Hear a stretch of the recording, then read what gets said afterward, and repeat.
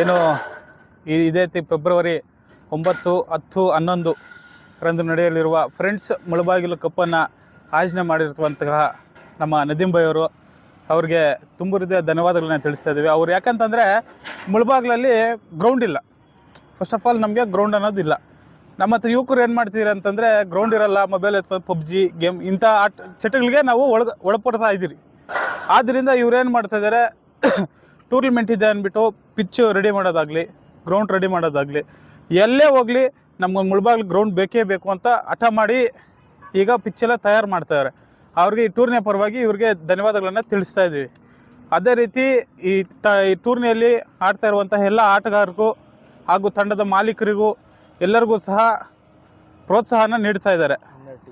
12 ತಂಡಗಳು ಈ ಒಂದು ಟೂರ್ನಿಯಲ್ಲಿ ಪಾಲ್ಗೊಳ್ತಾ ಇದೆ.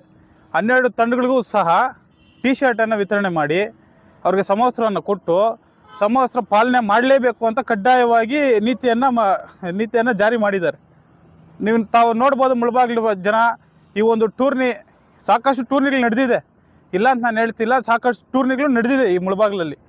ಆದರೆ ಪ್ರಪ್ರಥಮ ಬಾರಿಗೆ ಯಾವುದಾದ್ರೂ ಟೂರ್ನಿ ಸಕ್ಸಸ್ಫುಲ್ ಟೂರ್ನಿ ಆಗಿದೆ ಅಂತಂದರೆ ಮುಳಬಾಗಿಲು ಫ್ರೆಂಡ್ಸ್ ಕಪ್ ಅಂತ ನಾನು ಜೋರಾಗೆ ಹೇಳ್ತೀನಿ. ಯಾಕಂತಂದರೆ ಅವರು ನೋಡ್ಬೋದು, ಅವರು ಏನೋ ಗ್ರೌಂಡ್ ರೆಡಿ ಮಾಡೋದು ನೋಡ್ಬೋದು, ಫುಲ್ಲು ಇನ್ವಾಲ್ವ್ ಆಗಿಬಿಟ್ಟಿದ್ದಾರೆ ಟೂರ್ನಿ ಆಗೋವರೆಗೂ ನನಗೂ ನಮ್ಮ ಫ್ಯಾಮಿಲಿಗೂ ಸಂಬಂಧ ಇಲ್ಲ ಅನ್ನೋ ರೀತಿಯಲ್ಲಿ ಕೆಲಸ ಮಾಡ್ತಾರೆ ಯಾರೋ ನದೀಂ ಭಾಯ್ ಅವರು. ಇವರು ಇದೇ ರೀತಿ ಸಾಕಷ್ಟು ಟೂರ್ನಿಗಳು ಇದೇ ರೀತಿ ನಡೆಸ್ಕೊಡ್ಬೇಕು. ನಮ್ಮ ಮುಳಬಾಗಿಲ ಇರುವಂತಹ ಯುವಕರನ್ನು ಹೊರ ತರಬೇಕು. ಈಗಾಗಲೇ ನೋಡಿ, ನಮ್ಮ ಪಕ್ಕದಲ್ಲಿ ಈ ರಾಜ್ಯದಲ್ಲೇ ನಂಬರ್ 1 ಟೆನ್ನಿಸ್ ಆಟಗಾರರು, ಸ್ಟೇಟಲ್ಲಿ ನಂಬರ್ 1 ಇವರು ಯಾವ ತಾಲೂಕು? ಮುಳಬಾಗಿಲು ತಾಲೂಕು. ಈಗ ಇವರು ಎಲ್ಲಾದರೂ ಔಟ್ಸೈಡ್ ಹೋಗ್ತಾರೆ, ನಿಮ್ಮ ಮುಳಬಾಗಿಲಲ್ಲಿ ಗ್ರೌಂಡ್ ಇಲ್ಲ ಅಂತ ಕೇಳ್ತಾರೆ. ಅವ್ರಿಗೂ ಒಂಥರ ಶೇಮ್ ಆಗುತ್ತೆ. ಯಾಕಂತಂದರೆ ರಾಜ್ಯದಲ್ಲಿ ನಂಬರ್ 1 ಆಟಗಾರರು, ನಂಬರ್ 1 ಬೌಲರ್ ಟೆನ್ನಿಸಲ್ಲಿ, ಹೊರ ರಾಜ್ಯದಲ್ಲಿ ಆಡಿರುವಂಥ ಎಲ್ಲ ಅನುಭವಗಳು ಅವ್ರಿಗೆ ಇರುತ್ತೆ. ಅವ್ರು ಇಲ್ಲೊಂದು ಲೈವ್ ಮ್ಯಾಚ್ ಆಡ್ತಿರ್ತಾರೆ, ನಿಮ್ಮ ಮುಳಬಾಗಿಲಲ್ಲಿ ಗ್ರೌಂಡ್ ಇಲ್ವಾ ಅಂತ ಕೇಳ್ತಾರೆ ನೆಕ್ಸ್ಟ್ ಅವರೆಲ್ಲರೂ ಹೋಗ್ಬೇಕಾದ್ರೆ. ಆದ್ದರಿಂದ ಈ ನಮ್ಮ ಮುಳಬಾಗಿಲು ಶಾಸಕರು ಸಹ ನಾವು ಮನವಿಯನ್ನು ಮಾಡ್ತಾಯಿದ್ವಿ. ಅವರು ಸಹ ಈಗಾಗಲೇ ಸ್ಥಳವನ್ನು ವೀಕ್ಷಣೆ ಮಾಡ್ತಾಯಿದ್ದಾರೆ. ಮುಳಬಾಗಿಲಿಗೆ ಒಂದು ಯುವಕರಿಗೆ ಒಂದು ಗ್ರೌಂಡು ರೆಡಿ ಮಾಡಬೇಕು ಅಂತ. ಅವರು ಸಹ ಸಾಕಷ್ಟು ಆದಷ್ಟು ಬೇಗ ಗ್ರೌಂಡನ್ನು ಮಾಡಿಕೊಡ್ಬೇಕಾಗಿ ಅವರಲ್ಲೂ ಮನವಿ ಮಾಡ್ತಾಯಿದ್ದೀವಿ. ಅದೇ ರೀತಿ ನಮ್ಮ ನದೀಂ ಭಾಯ್ ಅವ್ರ ಬಗ್ಗೆ ಎಷ್ಟು ಹೇಳಿದ್ರು ಕಮ್ಮಿ. ತಾವು ಟೂರ್ನಿ ನೋಡಿ ಮತ್ತೆ ಹೇಳ್ಬೋದು, ಇವನೇನಪ್ಪ ಇವತ್ತು ಯೂಟ್ಯೂಬ್ ಇದೆ, ಏನು ಬೇಕಾದ್ರೂ ಮಾತಾಡ್ತಾ ಇದ್ದಾನೆ ಅನ್ಬೋದು. ಟೂರ್ನಿ ನೋಡಿ ಮತ್ತೆ ಇವ್ನು ಹೇಳಿದ್ದು ಕರೆಕ್ಟಪ್ಪ ಅನ್ನಬೇಕು ಜನಗಳು. ಯಾಕಂತಂದರೆ ಅವ್ರು ಅಷ್ಟೊಂದು ಇನ್ವಾಲ್ವ್ ಆಗಿ ಮಾಡ್ತಾಯಿದ್ದಾರೆ ಈ ಒಂದು ಟೂರ್ನಿಯನ್ನು. ಅವ್ರಿಗೆ ಟೂರ್ನಿಯ ಪರವಾಗಿ ಧನ್ಯವಾದಗಳನ್ನು ತಿಳಿಸ್ತಾ ಇದೆ. 2 ಮಾತನ್ನ ಆಡಲು ಅವಕಾಶ ಕೊಟ್ಟಂಥ ನದೀಂ ಭಾಯ್ ಅವ್ರಿಗೆ ಧನ್ಯವಾದಗಳನ್ನು ತಿಳಿಸ್ತಾ ಇದ್ದೆ. ಎಲ್ಲರಿಗೂ ನಮಸ್ಕಾರ. ಈ ಟೂರ್ನಿಯ ಉದ್ದೇಶ ಒಂದು ಇಷ್ಟೇ. ನೋಡಿ, ಇಡೀ ರಾಜ್ಯದಲ್ಲಿ ನಾವು ಕ್ರಿಕೆಟೆಲ್ಲ ನೋಡ್ತಾ ಇದ್ದೀವಿ.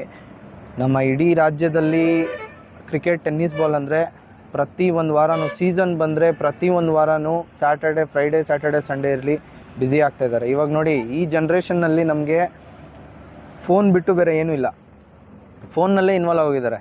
ಇವಾಗ ನಮ್ಮ ಉದ್ದೇಶ ಈ ಟೂರ್ನಿಮೆಂಟ್ಗೆ ಇಷ್ಟೇ. ನಮ್ಮ ಜಿಲ್ಲೆನಿಂದ, ಸ್ಪೆಷಲಿ ನಮ್ಮ ತಾಲೂಕಿನಿಂದ ನೋಡಿ, ಇಡೀ ರಾಷ್ಟ್ರದಲ್ಲಿ ನಮ್ಮ ಜಿಲ್ಲೆನಿಂದ ಯಾರಾದರೂ ಆಡಬೇಕಂದ್ರೆ ಅವ್ರು ನಮ್ಮ ಜೊತೆ ಇದ್ದಾರೆ. ಕೃಷ್ಣಣ್ಣನು ಅವರೊಬ್ಬರೇ ಆಡ್ತಾ ಇರೋದು, ಅವ್ರ ಸಹಕಾರದಿಂದನೇ ಈ ಟೂರ್ನಿಮೆಂಟ್ಸ್ ಎಲ್ಲ ನಡೀತಾ ಇರೋದು. ಸ್ಪೆಷಲಿ ಈ ಟೂರ್ನಿಮೆಂಟ್ ನಡೀತಾ ಇರೋದು.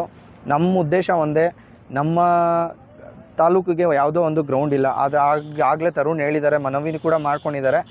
ಆ ಉದ್ದೇಶದಿಂದ ನಾನೆಲ್ಲ ಮುಳಬಾಗಿಲು ಜನತೆಗೆ ಅಷ್ಟೇ ವಿನಂತಿ ಮಾಡ್ಕೊಳ್ಳೋದು, ಬನ್ನಿ ಈ ಟೂರ್ನಿಮೆಂಟನ್ನು ವೀಕ್ಷಿಸಿ ಸಕ್ಸಸ್ ಮಾಡಿಕೊಡಿ ಅಂತ ಅಷ್ಟೇ ನಾನು ಕೇಳ್ತಾ ಇದ್ದೀನಿ. ಧನ್ಯವಾದಗಳು. ಈ ಒಂದು ಟೂರ್ನಿ ಪಕ್ಷಾತೀತವಾಗಿ ನಡೀತಾ ಇರೋದು, ಯಾವುದೇ ಒಂದು ರಾಜಕೀಯ ಪ್ರೇರಣೆವಾಗಿ ರಾಜಕೀಯ ಒಳಪಡ್ದಂಗೆ ಈ ಟೂರ್ನಿಯನ್ನು ನಡೆಸ್ಕೊಡ್ತಾ ಇದ್ದಾರೆ. ಅದೇ ರೀತಿ ಏನು ನಾಳೆ ಟೂರ್ನಿ ಆರಂಭವಾಗ್ತಾ ಇದೆ. 7:45 ಪಂದ್ಯಕೂಟಗಳನ್ನು ಇನಾಗ್ರೇಷನ್ ಮಾಡ್ತೀರಿ. 7:50 ಸುಮಾರು 7:50 ನಮ್ಮ ರಾಷ್ಟ್ರಗೀತೆಯನ್ನು ಆಡುವ ಮೂಲಕ ಪಂದ್ಯಕೂಟಗಳಿಗೆ ಚಾಲನೆಯನ್ನು ನೀಡ್ತಾ ಇದ್ದೀವಿ. ಆದ್ದರಿಂದ ಎಲ್ಲ ತಂಡದ ಮಾಲೀಕರು, ಅದೇ ರೀತಿ ಆಟಗಾರರು, ಅದೇ ರೀತಿ ನಮ್ಮ ಮುಳಬಾಗಿಲು ತಾಲೂಕಿನ ಜನತೆ ಬಂದು ರಾಷ್ಟ್ರಗೀತೆಗೆ ಗೌರವ ಕೊಡಬೇಕಾಗಿ ತಮ್ಮಲ್ಲಿ ಮನವಿಯನ್ನು ಸಹ ಮಾಡ್ಕೊಳ್ತಾ ಇದ್ದೀವಿ.